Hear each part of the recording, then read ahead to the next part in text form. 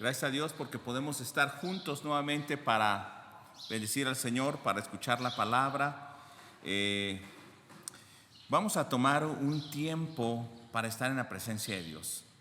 El día de hoy vamos a estar meditando sobre el pasaje precisamente que nos tocó meditar, que es Génesis capítulo 21, y leíamos al principio como Dios ha dicho o como ha dicho. Él cumple las cosas como ha dicho. ¿Cuántas cosas nosotros pensamos que Dios no va a cumplir? Pero ojo, ponga atención, no son las cosas que alguien nos dijo o que nosotros pensamos que Dios va a hacer, sino son aquellas cosas que Él dijo concretamente que iba a hacer, que tienen que ver con su plan perfecto de salvación y que tienen que ver con algo que está en su propósito. No es aquello que está fuera de su propósito, sino es aquello que está dentro del propósito de salvación únicamente. Vamos a orar y vamos a poner todo en las manos de Dios. Padre, te bendecimos en esta hora y queremos que tú estés hablando a nuestro corazón. Queremos que tú hagas como has dicho. Queremos estar en tu presencia. Queremos ser guiados por ti. Queremos alejarnos de aquellas cosas que nos distraen del camino y que nos llevan a perdernos en tanta actividad, en tanto ritualismo, en tanta religiosidad, en la mundanalidad, en nuestros pensamientos, en nuestras intenciones.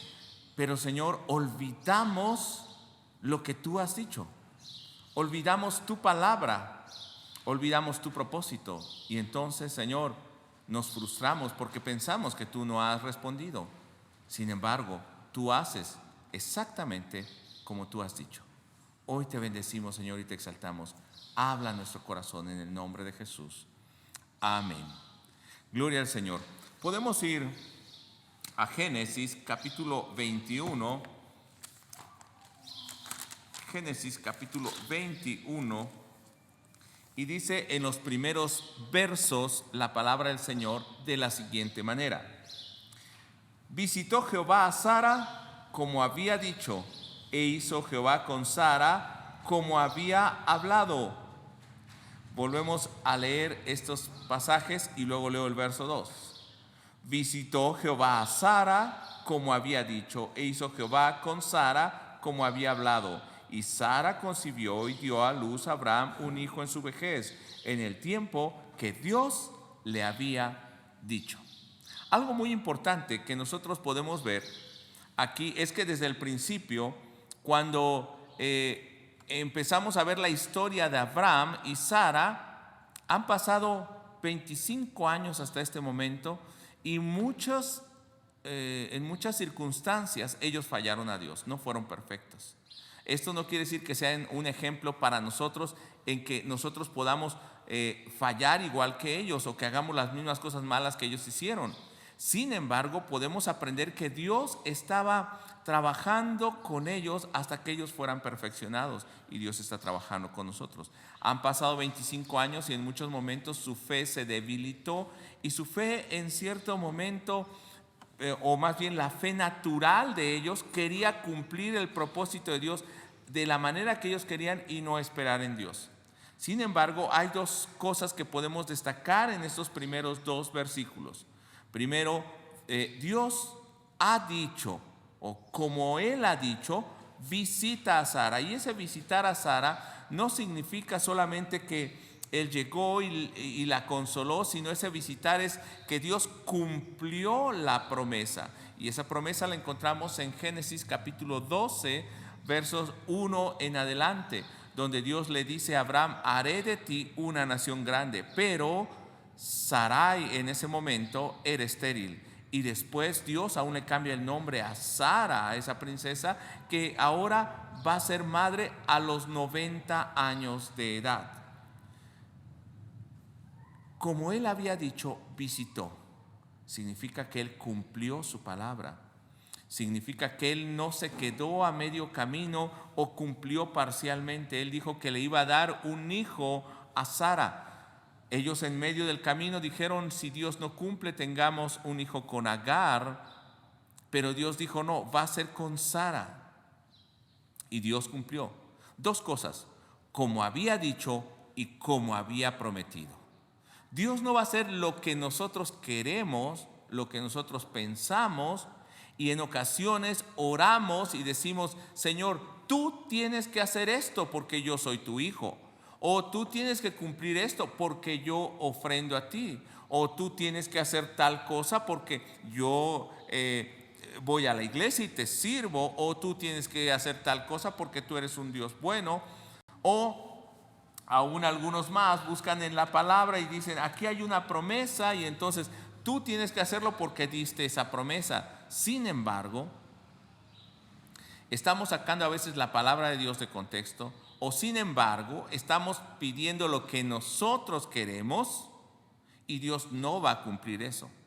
Hay otras personas más osadas, arriesgadas y yo diría impertinentes para con Dios, que se atreven a profetizar cosas o decir de su corazón lo que a otro le puede venir como bien, como buen augurio, que de hecho ya termina siendo un agorero más que un profeta.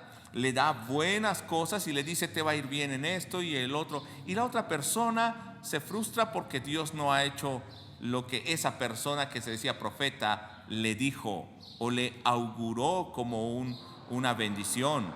¿Sabe por qué pasa? Porque Dios no lo ha dicho y porque Dios no lo ha prometido. Las cosas que Dios dice son porque tienen un propósito en nuestra salvación y tienen un propósito para que Él cumpla el plan que ha dicho. No es para que satisfagamos nuestras necesidades, nuestros deseos. En estos versos podemos ver: como ha dicho, visitó a Sara, cumplió. Como ha prometido, hizo el Señor con Sara. Entonces Dios cumple su palabra porque es una promesa que se realizará solo por el hecho de que Dios lo dijo y ha hablado. Recordemos Génesis capítulo 1, cuando todo está desordenado y vacío. Y entonces, ¿cómo empieza la historia o nuestra historia? No la historia de Dios, nuestra historia. En el principio creó Dios los cielos y la tierra estaba desordenada y vacía, y dijo Dios. Y entonces surge la luz, entonces empieza toda la creación. Todo sucede porque Dios lo ha hablado, y esto es la garantía de que se cumplirá, porque Él es creador, porque su palabra tiene poder. No pasará nada que se cumpla, y cuando decimos nada es nada, pero no estamos hablando de estas cosas pequeñas tal vez, sino nada que esté en su propósito para la salvación, para la redención de la humanidad, no dejará de cumplirse. Dios lo cumplirá porque Él es veraz, es un Dios que no miente. Entonces el Señor visitó a Sara como había dicho, e hizo el Señor con Sara como había prometido. ¿Y qué es lo que había prometido? Nosotros leemos en el verso 2: y Sara concibió y dio a luz a Abraham un hijo en su vejez, en tiempo que le había dicho. Ella había perdido la confianza, pero este era el tiempo que Dios le había dicho. Abraham, entonces ahora vamos a regresar. Dios dijo y cumplió. Ahora, Abraham, el hombre, el que recibe la promesa, Sara, ¿qué tienen que hacer? Responder a ese Dios de la misma manera. Cuando nos dice y Sara concibió, es lo que Dios había prometido, pero al mismo tiempo es lo que el hombre está recibiendo de la promesa de Dios. La promesa tiene una relación bilateral. Dios dice y el hombre recibe. Entonces, nosotros tenemos que ver qué hizo Abraham a partir del verso 3. Entonces, Abraham tiene que hacer lo que Dios le mandó. Verso 3. Y Abraham le puso por nombre Isaac al hijo que le nació, y le dio a luz Sara. Dios le había dicho: le vas a poner Isaac. Entonces él está cumpliendo, porque Dios ha cumplido. Verso 4. Y circuncidó a Abraham a su hijo Isaac a los 8 días, como Dios le había mandado. Recordemos el capítulo 17, ese pacto de la circuncisión. Dos cosas. Primero, Dios había dicho y lo hizo. Dios había prometido y lo cumplió. Dios había mandado también al hombre, y ahora el hombre, en respuesta A ese cumplimiento, ¿qué hace? Le pone por nombre Isaac y circuncida. Lo hace parte del pacto. Verso 4. Abraham tenía 100 años cuando le nació su hijo Isaac. Hay una respuesta de ese hombre que ha recibido la promesa. ¿Cuál es la respuesta que nosotros hoy le damos a Dios cuando hemos recibido la bendición, la promesa de la salvación? Parece que Abraham ahora empieza a actuar en armonía con la voluntad de Dios. Ahora que ya es viejo, ahora que Dios ha cumplido en su vejez, a pesar de la esterilidad de Sara, a pesar del paso del tiempo y a pesar de los errores de Abraham y Sara, Dios sigue trabajando en cumplir ese plan perfecto para redimir a la humanidad, y por eso tenía que venir también Isaac y luego Jacob y luego cada uno de los personajes que Dios utilizó. Ahora, el hombre que recibe la bendición, recordemos, Dios cumple como ha dicho y como ha prometido. El hombre debe responder a ese mandato de Dios, a lo que Dios le pide. Pero hay un problema. Cuando el hombre empieza a responder a Dios, Abraham empieza a caminar con Dios, surge un problema en su corazón, en su familia. Cuando creció Isaac, siendo mayor Ismael, y cuando destetan a Isaac, hacen una gran fiesta.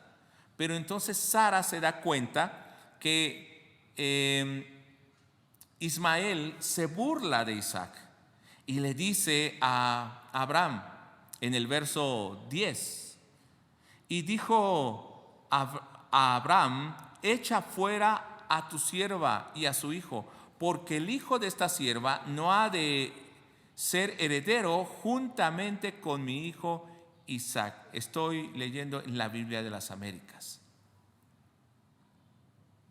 Estas palabras, que parecen muy duras, al mismo tiempo son proféticas de parte de Sara.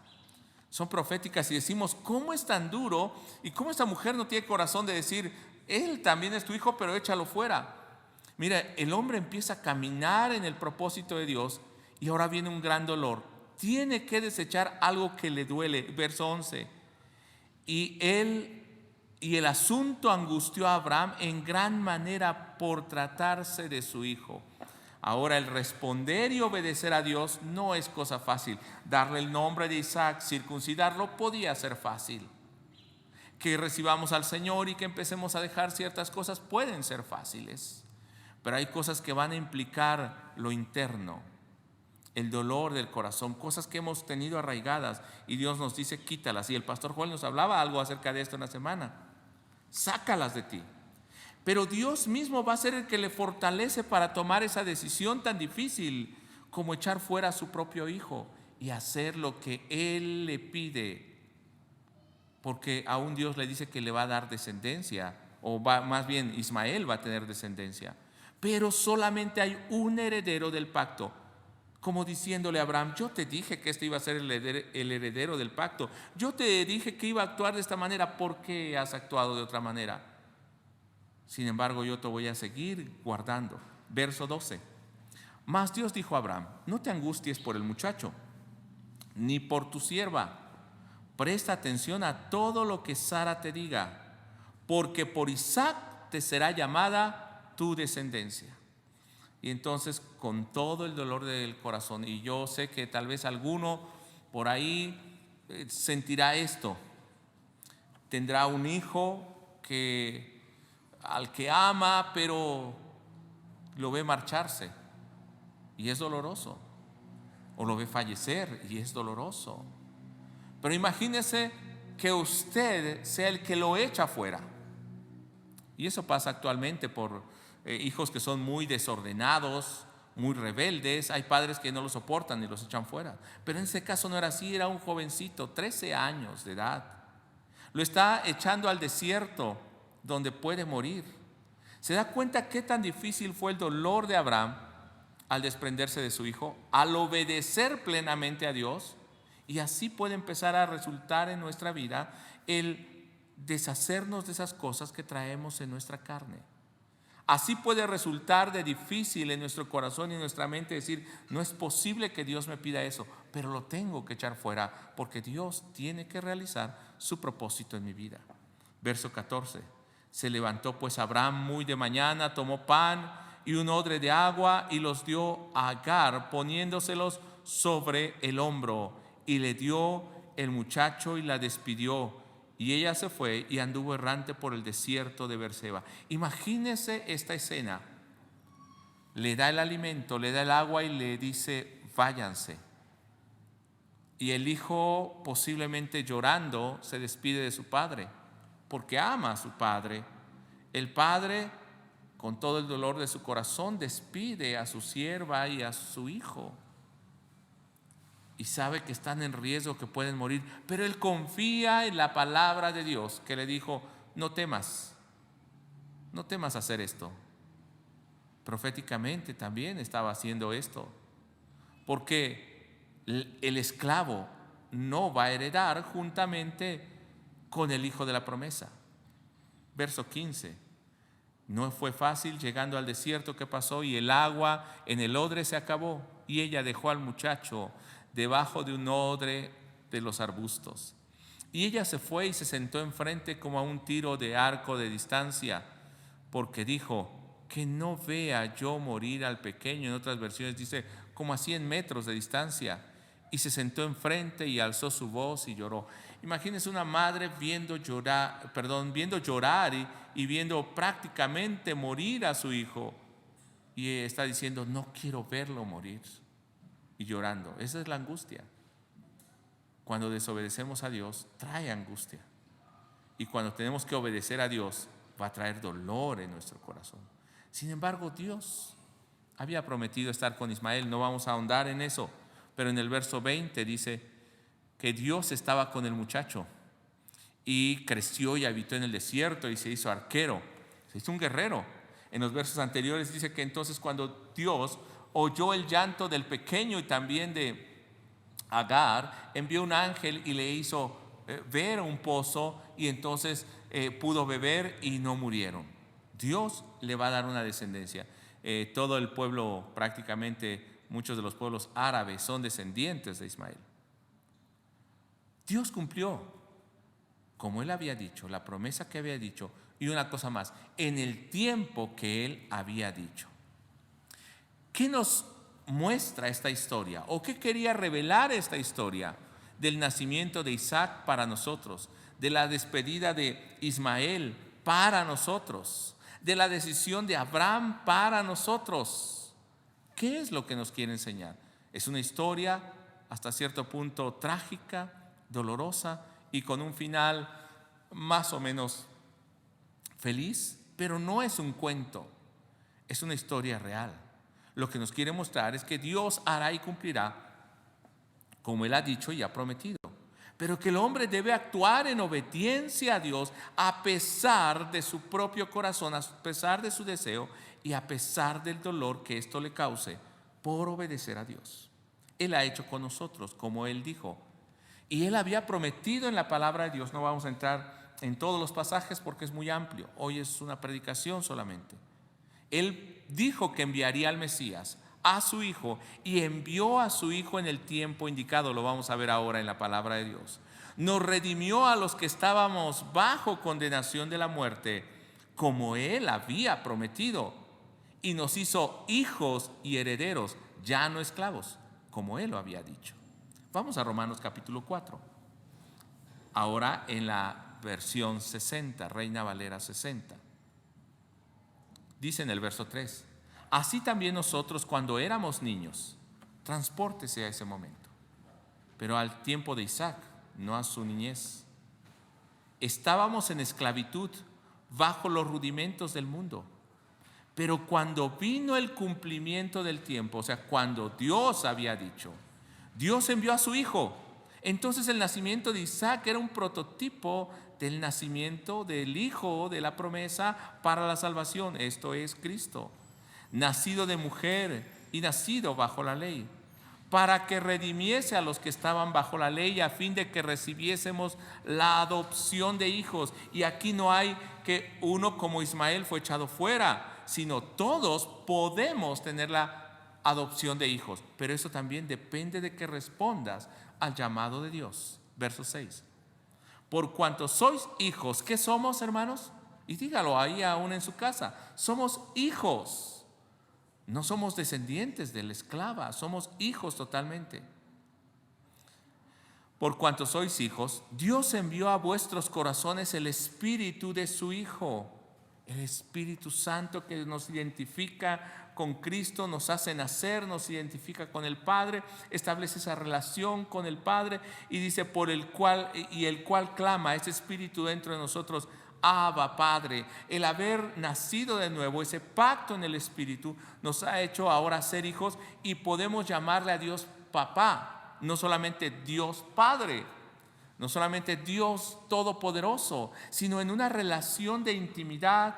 ¿A quién le llama papá? ¿A cualquier persona? No. ¿Aquel que lo engendró o aquel que lo crió? Yo recuerdo cuando era niño, a mí me costaba mucho decir esto, porque cuando era niño llegaba a visitar a la casa de mi abuelita Berta y todos mis primos tienen esta costumbre. Nosotros no, porque vivimos lejos de mis abuelos y de mis tíos, pero todos mis primos tienen esta costumbre y mi abuelita siempre nos lo recordaba. En lugar de llamarle tío a los hermanos de mi papá o a las hermanas de mi papá, tías, todos los primos les dicen papá, y a nosotros nos decían: no es tío Mariano o tío Romeo, es papá Mariano o papá Romeo. Aún a los tíos se les llamaba papá. O mi abuelito Augusto es papá Augusto.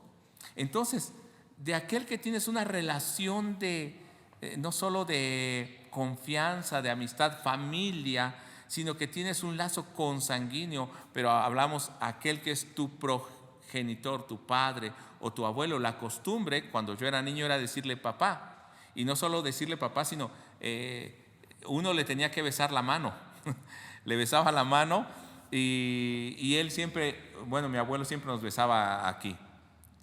Pero ahora Dios está diciendo: mira, tú eres hijo, y por el Espíritu del Señor que está en ti, por el Espíritu de Cristo, ahora tú puedes llamarle a Dios, no solamente Dios Padre Todopoderoso, puedes llamarle papá.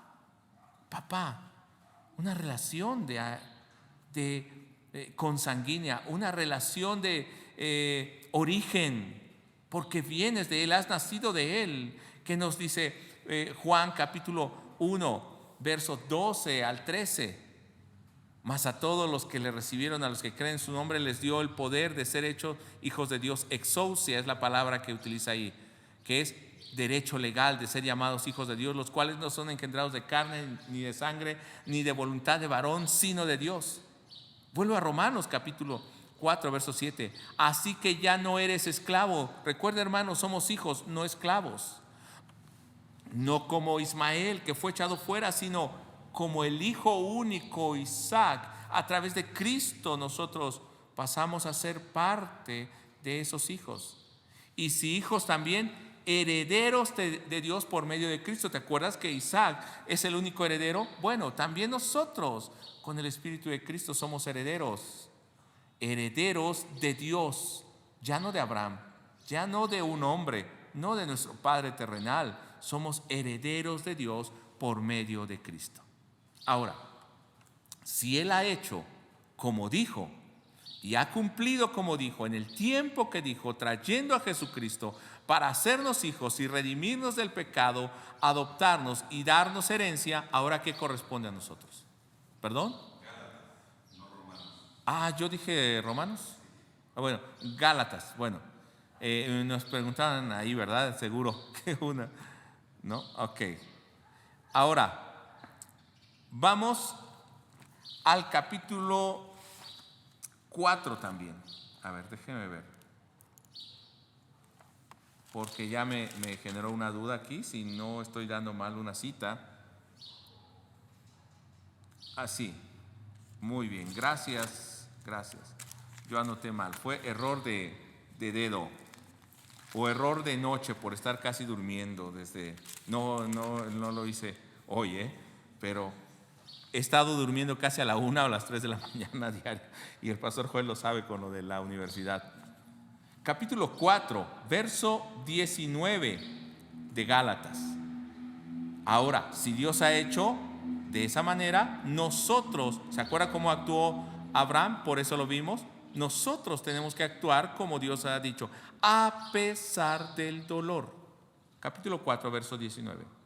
Hijitos míos, por quienes vuelvo a sufrir dolores de parto hasta que Cristo sea formado en vosotros. El propósito es que la imagen de Cristo se muestre en nosotros.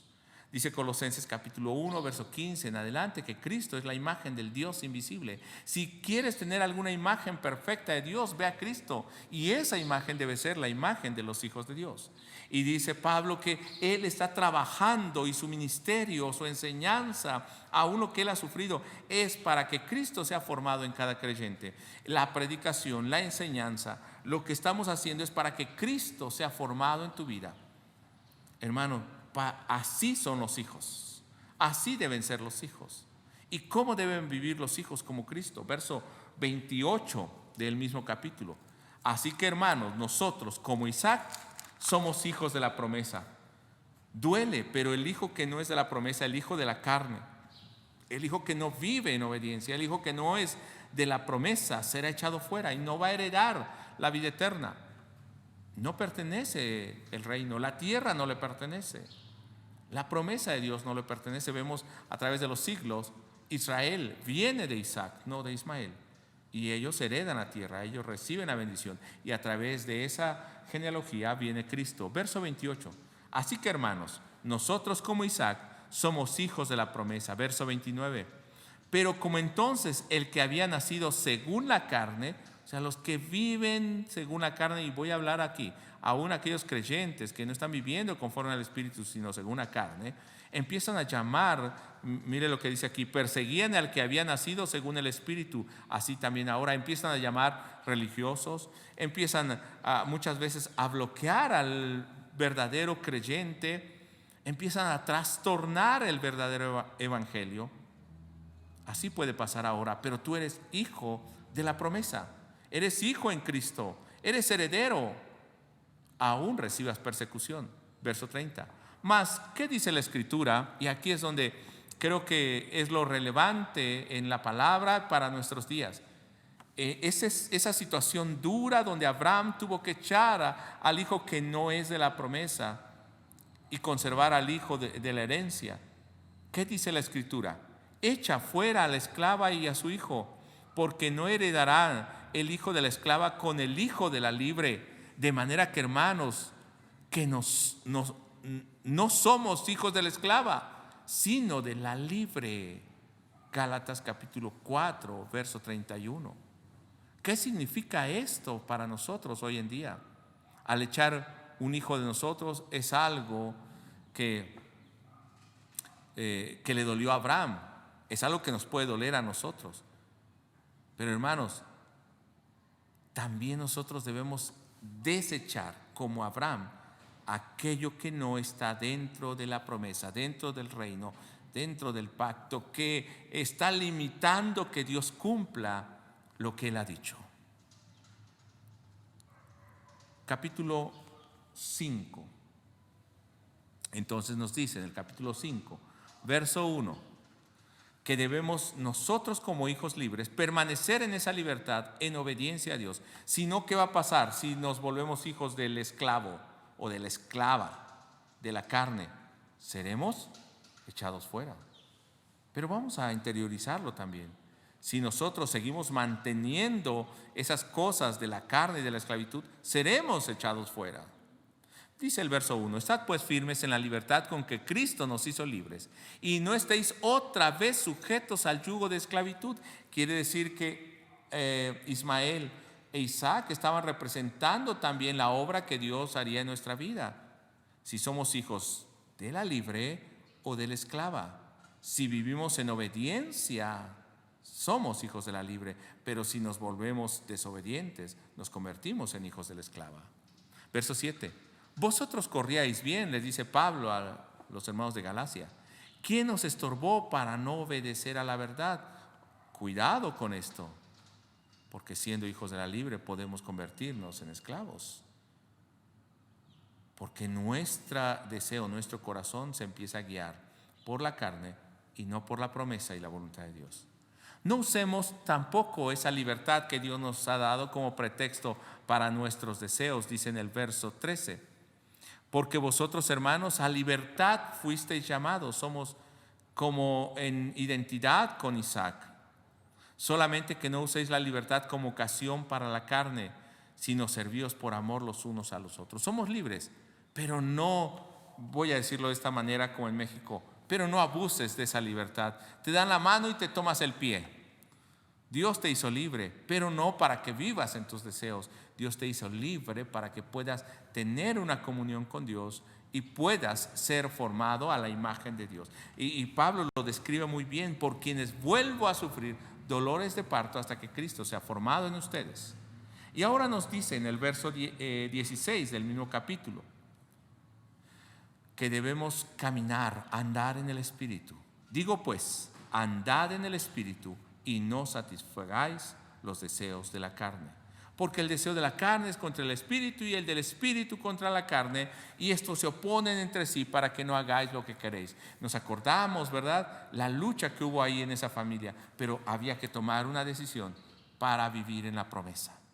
Y Pablo nos va a decir muy acertadamente en Gálatas capítulo 5, las obras de la carne se muestran si tú eres libre o estás esclavo, si tú eres hijo de la promesa o eres hijo de Agar en identidad con Ismael y no en identidad con Isaac. Si vas a ser echado fuera al desierto o vas a estar en casa con el Padre para ser heredero. ¿Cuáles son esas señales de vivir en la carne? Adulterio, fornicación, inmundicia, lascivia, idolatría, hechicerías, enemistades, pleitos, celos, iras, contiendas, disensiones, o sea, divisiones, herejías, eso es torcer la palabra de Dios, envidias, homicidios, borracheras, orgías y cosas semejantes.